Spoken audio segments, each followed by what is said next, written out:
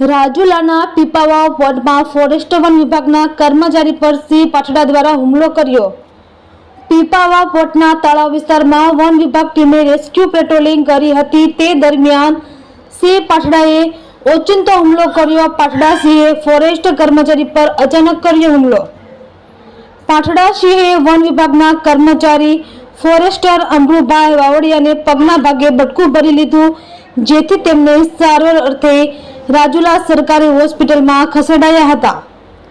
મળતી માહિતી મુજબ પીપાવાવ પોર્ટ વિસ્તારમાં 8 થી 9 સિંહના ગ્રુપમાં વસવાટ કરી રહ્યા છે।